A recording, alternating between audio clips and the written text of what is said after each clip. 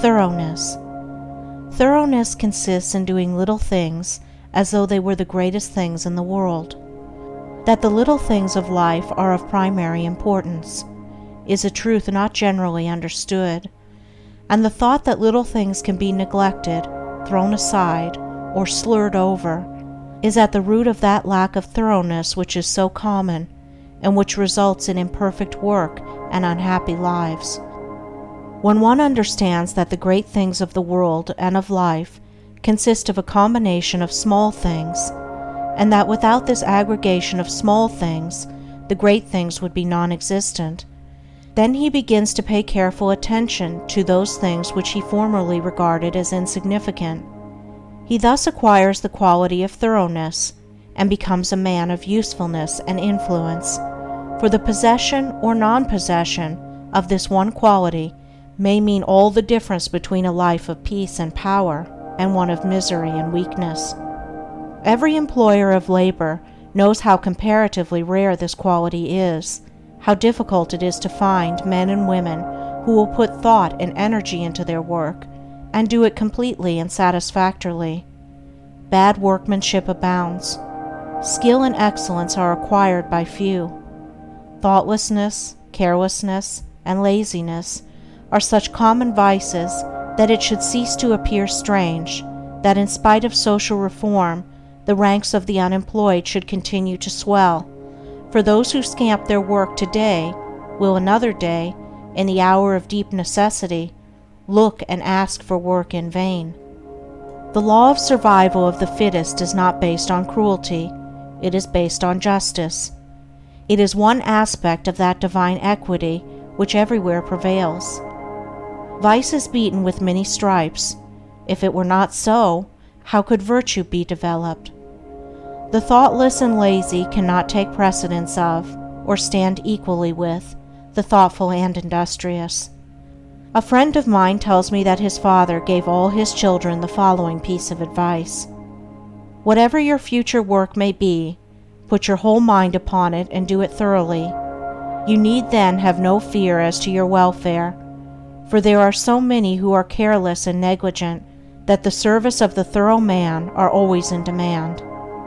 I know those who have, for years, tried in almost vain to secure competent workmanship in spheres which do not require exceptional skill, but which call chiefly for forethought, energy, and conscientious care. They have discharged one after another for negligence, laziness, incompetence, and persistent breaches of duty, not to mention other vices which have no bearing on this subject. Yet the vast army of the unemployed continues to cry out against the laws, against society, and against heaven. The cause of this common lack of thoroughness is not far to seek. It lies in that thirst for pleasure, which not only creates a distaste for steady labor, but renders one incapable of doing the best work, and of properly fulfilling one's duty. A short time ago, a case came under my observation, one of many such, of a poor woman who was given, at her earnest appeal, a responsible and lucrative position. She had been at her post only a few days when she began to talk of the pleasure trip she was going to have now she had come to that place.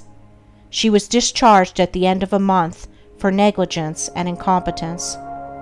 As two objects cannot occupy the same space at the same time, so the mind that is occupied with pleasure cannot also be concentrated upon the perfect performance of duty. Pleasure has its own place and time, but its consideration should not be allowed to enter the mind during those hours which should be devoted to duty. Those who, while engaged in their worldly task, are continually dwelling upon anticipated pleasures, cannot do otherwise than bungle through their work, or even neglect it when their pleasure seems to be at stake. Thoroughness is completeness, perfection. It means doing a thing so well that there is nothing left to be desired. It means doing one's work, if not better than anyone else can do it, at least not worse than the best that others do. It means the exercise of much thought, the putting forth of great energy, the persistent application of the mind to its task, and the cultivation of patience, perseverance, and a high sense of duty. An ancient teacher said, "If anything has to be done, let a man do it. Let him attack it vigorously." And another teacher said, "Whatsoever thy hand findeth to do, do it with thy might." He who lacks thoroughness in his worldly duties will also lack the same quality in spiritual things. He will not improve his character. He will be weak and half-hearted in his religion, and will not accomplish any good and useful end. The man who keeps one eye on worldly pleasure and the other on religion, and who thinks he can have the advantage of both conditions, will not be thorough either in his pleasure-seeking or his religion, but will make a sorry business of both. It is better to be a whole-souled worldling than a half-hearted religionist. Better to give the entire mind to a lower thing than half of it to a higher. It is preferable to be thorough, even if it be in a bad or selfish direction, rather than inefficient and squeamish in good directions. For thoroughness leads more rapidly to the development of character and the acquisition of wisdom. It accelerates progress and unfoldment. And while it leads the bad to something better, it spurs the good to higher and ever higher heights of usefulness and power.